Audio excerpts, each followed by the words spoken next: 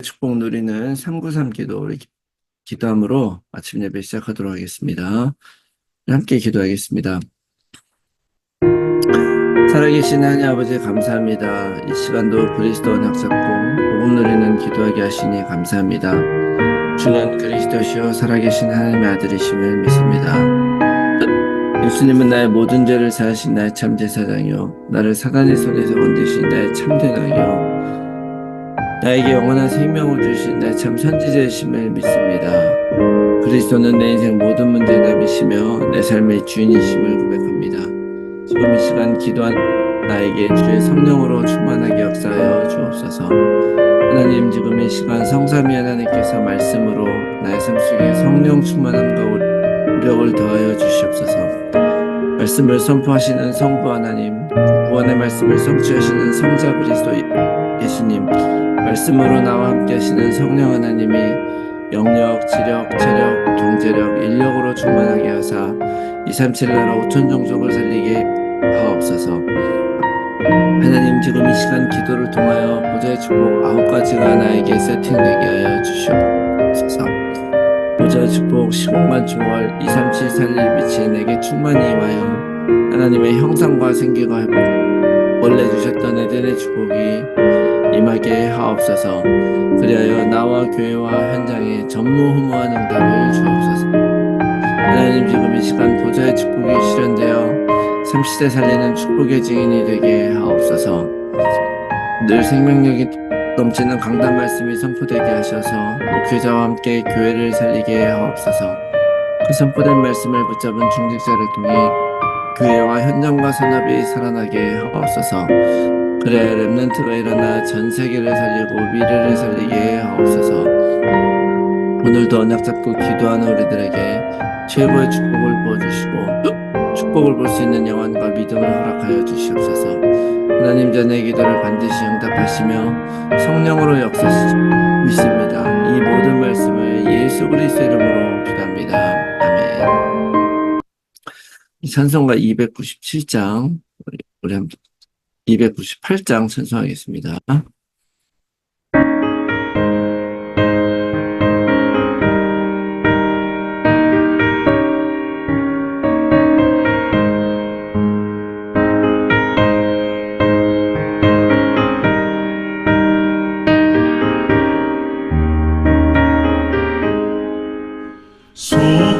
속죄하신 구세주를 내가 찬송하리라.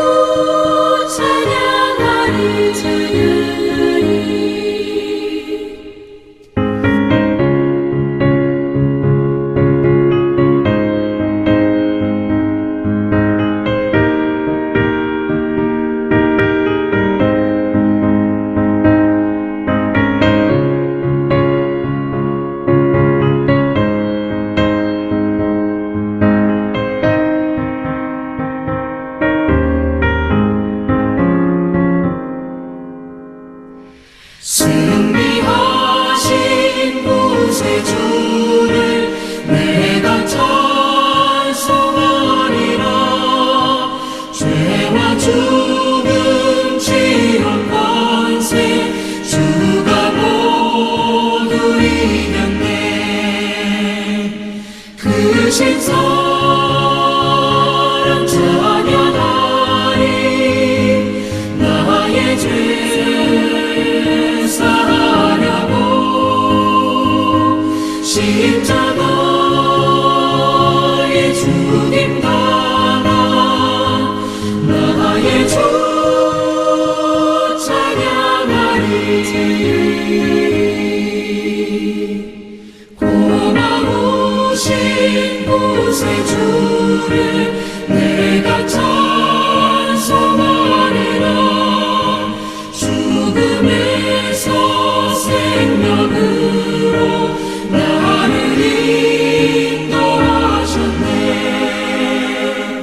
크신 사랑 찬양하리 나의 죄 사하려고 십자가의 죽임 당한 나의 주 찬양하리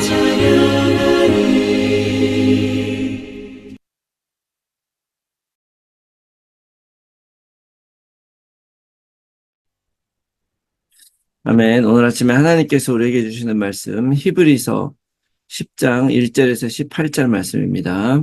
히브리서 10장 1절에서 18절 말씀 제가 읽겠습니다.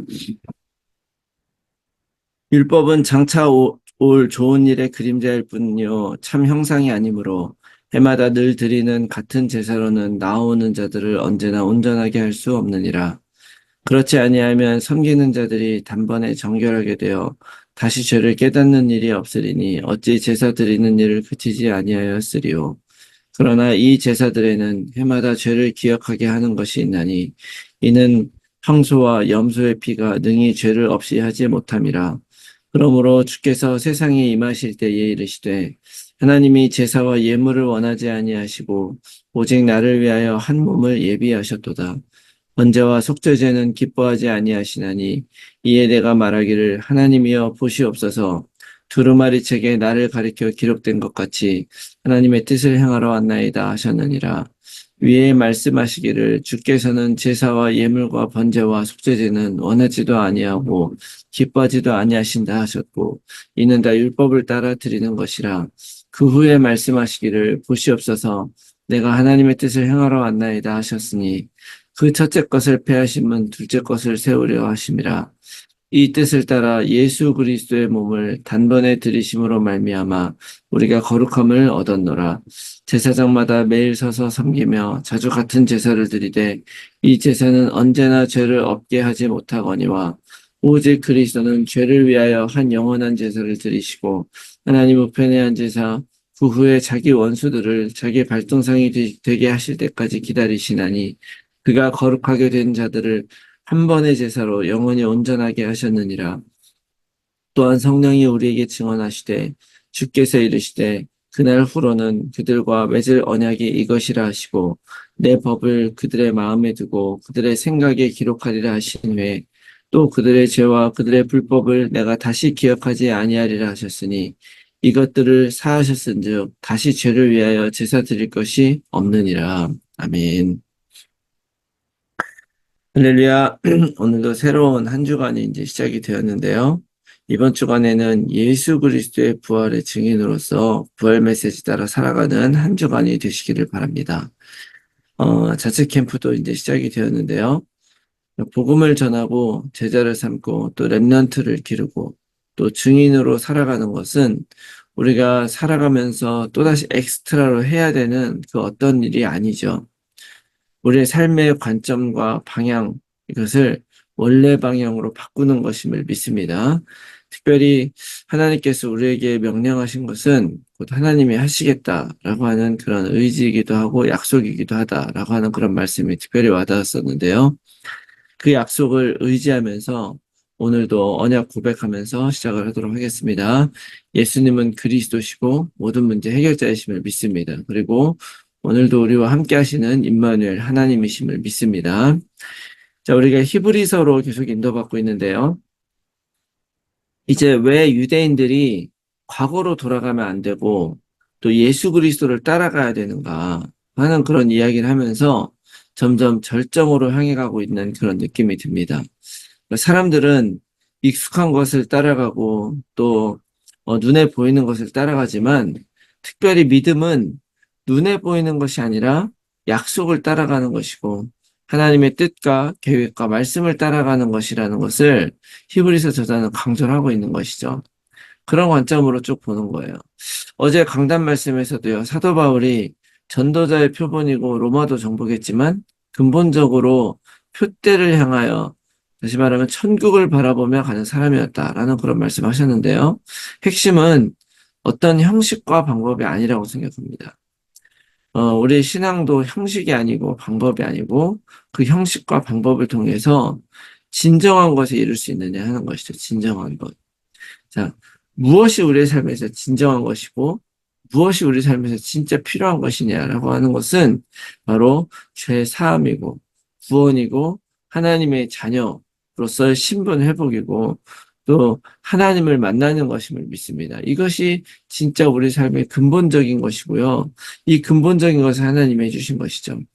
그래서 이러한 근본적인 것들을 구약에서는 제사장이 드리는 그 제사를 통해서 하나님은 이스라엘 백성에게 보여주시기 원했던 것이죠. 결국 하나님이 피제사를 드리라고 하는 것은 우리는 그 피제사가 예수 그리스도를 상징하는 것이다 라는 것을 항상 얘기를 하다 보니까 그렇게만 생각을 하지만 사실은 그 예수님을 상징하는 것이 결국 무엇을 의미하는 것이냐. 그 피제사라고 하는 것은 결국 구원을 상징하는 것이죠. 우리가 구원받는 것, 죄인 돼서 하나님을 떠난 우리가 다시 하나님을 만날 수 있는 것. 그래서 그 구원받아야 되고 회복이 돼야 되기 때문에 그 피제사 드리라고 한 것이고요. 이것을 첫 번째로 보여줬었던 그 사건이 바로 뭐냐? 그게 바로 처음에는 아브라함이 자기의 본토 친척 아비 집을 떠난 사건이었고 그 다음으로는 출애굽 사건이었던 것이죠.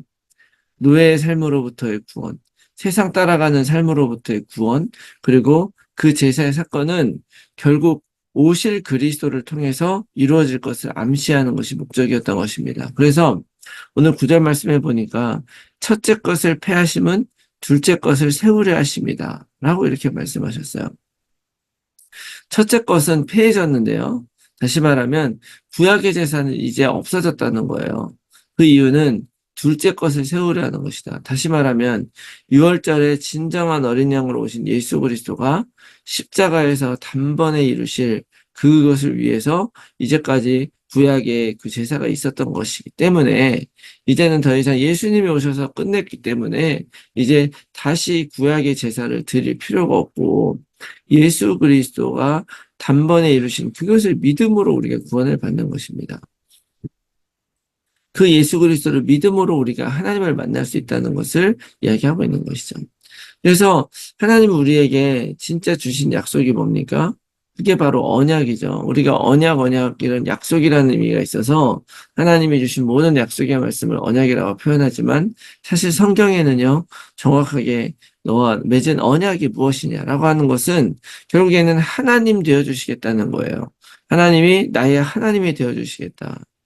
그리고 우리를 하나님의 백성으로 삼아주시겠다는 그것이 바로 하나님의 언약의 내용인데 이것이 구약에서는 말씀에 순종하고 명령을 행할 때에 그렇게 해주시겠다는 약속이었지만 이제 히브리서 8장 10절의 말씀을 오늘 16절에 다시 한번 반복을 하면서 내 법을 그들의 마음에 두고 그들의 생각에 기록하리라 하신 후에라고 말하고 있는 것이죠.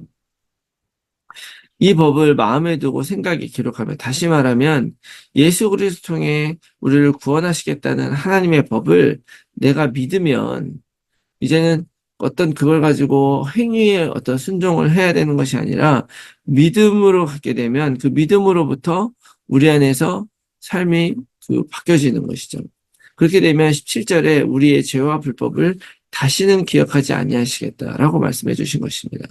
기억하지 않으시겠다고 하는 것은 그것으로 처벌하지도 않고 책임도 묻지 않고 말 그대로 해방시켜 주시겠다는 거예요. 왜 우리를 해방시켜 주시느냐? 우리가 사실 죄를 짓고 그것으로 벗어나지 못하는 것은 우리가 붙잡혀 있기 때문에 그렇습니다. 이 해방이 없이는요, 우리는 모든 것에 묶이는 사람들이에요. 사람은요, 모든 것에 묶여요. 좋은 일에도 묶이고, 인간 관계에도 묶이고, 나의 형편에도 묶이고, 내가 했던 일에도 묶이고, 심지어 내가 세운 계획에도 묶이는 것이 바로 우리 인간의 본질이거든요. 그런데 하나님은 우리가 예수 그리스도를 믿고 어떤 박해와 문제가 있어도 어떤 실패와 불가능이 있어도 간단히 넘어서서 여전히 하나님을 믿고 신뢰하며 걸어가기를 원하시는 것입니다. 이것을 위해서 그 완전한 제사의 제물로 돌아가셨고 이미 이루신 그 십자가의 구속의 은혜를 오늘 우리가 누리며 살아갈 때 우리는 승리하게 되는 것입니다. 그래서 오늘도 우리는 그리스도인으로 살아가게 되죠. 14절의 말씀이 굉장히 가슴에 들어와요. 14절에 그는 그가 거룩하게 된 자들을 한 번의 제사로 영원히 온전하게 하셨다라고 말씀하시죠. 영원히 우리는 그 제사로 원수마귀에게 승리할 수 있는 것입니다. 그리고 13절에 우리가 영원히 그 사단마귀를 이기고 하나님의 자녀로 누리며 살아갈 때까지 기다리시면서 도우신다고 하는 것입니다. 이 하나님의 뜻과 도움이 오늘 내 삶 속에 실제적으로 성취될 것을 믿습니다. 그리고 이것을 정말 누리시길 바라고요. 오늘도 이 믿음 안에서 언약 따라 걸어가고 감사와 기쁨이 넘치는 그런 하루가 되시기를 예수 그리스도 이름으로 축원합니다. 아멘. 제 말씀 붙들고 우리가 함께 나눌 기도의 제목은요. 형식과 방법을 따라가기보다는 오직 예수 그리스도를 믿고 그 약속을 붙잡음으로 내 삶의 모습이 하나님이 원하시는 방법과 방향되도록 도와주시옵소서. 십자가의 단번에 그리고 완전히 이루신 그리스도의 대속의 은혜를 붙잡고 죽는 날까지 사단마귀에게 승리하며 하나님께 영광 돌리는 전도자 되게 하옵소서. 모든 성도들의 삶의 현장에서 말씀 운동에 결실을 맺는 전도자로 살게 하여 주시옵소서. 우리의 자녀들을 오직 그리스도로 살게 하시고 237 서밋의 지도자로 살아가게 하여 주시옵소서. 불신자 자녀 또는 가족들이 복음 안에 들어올 수 있도록 성령께서 역사하시고 하나님의 시간표가 이를 때까지 오직 약속 붙들고 기도하게 하여 주시옵소서. 몸이 아픈 분들의 혈관에 치유되어 힐링의 증인이 되게 하여 주시옵소서. 제124 말루티시 운동 안에서 영원한 응답을 받고 영적 유산을 후대에 남기는 삶이 되게 하옵소서. 나의 현장과 상황 속에서 정확한 복음에 집중하면서 하나님이 주실 응답을 기다리며 날마다 언약 안에서 걸어가게 하옵소서. 지속될 삶의 캠프를 통해서 성경적 전도운동의 응답을 받게 해주시옵소서. 위에서 기도해 주시고 오늘 하루도 승리한 하루 되시기 바랍니다. 함께 기도하겠습니다.